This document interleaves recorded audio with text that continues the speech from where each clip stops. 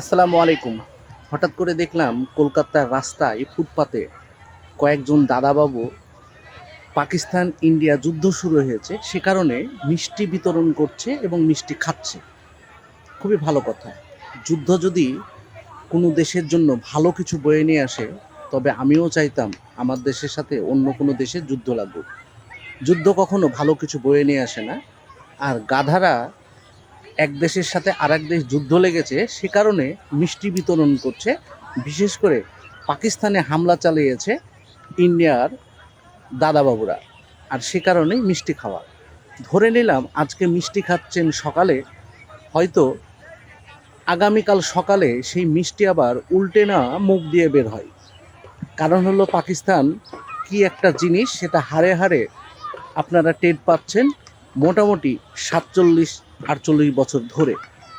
কথা যদি কথা বলি তাহলে কথাগুলো এমন হবে, আর বাংলা নিউজ দেখে দাদারা যদি একটু বেশি লাফান তবে ভুল করবেন। পুরো নিউজটা দেখবেন, কতটা ক্ষয়ক্ষতি হয়েছে, কোন দেশের কতজন মৃত্যুবরণ করেছে এবং ইন্ডিয়ার ক্ষতি কতটা পরিমাণ ছিল সে বিষয়টা আগে যাচাই বাছাই করুন, তবেই না মিষ্টি খান। হঠাৎ করে দেখতে পাবেন আজকে বা আগামীকালকে রাত্রেবেলায় আপনার ঘুম হারাম হয়ে গেছে। যে মিষ্টি খেয়েছিলেন সে মিষ্টি আবার উল্টে না মুখ দিয়ে এমন করে বের হয়, যেটার জন্য আবার হসপিটালে ভর্তি হতে হয়। তবে হতভাগা একটা কথাই বলবো, দেশে দেশে যুদ্ধ হয়, সেই যুদ্ধর পরিস্থিতি আমরা পরে দেখতে পাই। পাকিস্তান ইন্ডিয়া যুদ্ধ হচ্ছে, এটা আমাদের জন্য কখনোই ভালো কিছু বয়ে নিয়ে আসবে না। আলোচনার মাধ্যমে যেটা সমাধান হবে সেটাই হয়তো বুদ্ধিমানের কাজ হবে।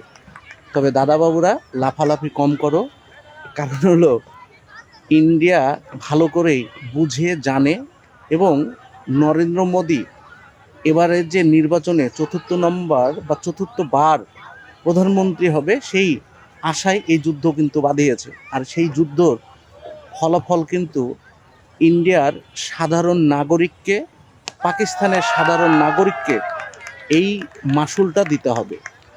যুদ্ধই শিশুর থেকে বৃদ্ধ বৃদ্ধ এবং নারীদের বেশি ক্ষয়ক্ষতি হয়ে থাকে।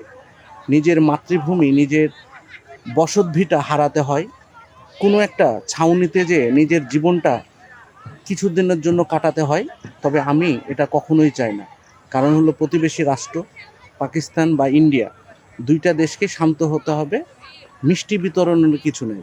মিষ্টি তখনই বিতরণ করবেন যখন আপনার বাড়িতে কোনো খুশির কিছু হবে। অন্যের বাড়ির খুশি দেখে এত মিষ্টি বিতরণ করার কোনো যুক্তিই আসে না। তো দাদাবাবু সাবধান হয়ে যান, মিষ্টি না আজকের রাত্রে আপনার উল্টো আবার বের হয়। আল্লাহ হাফেজ।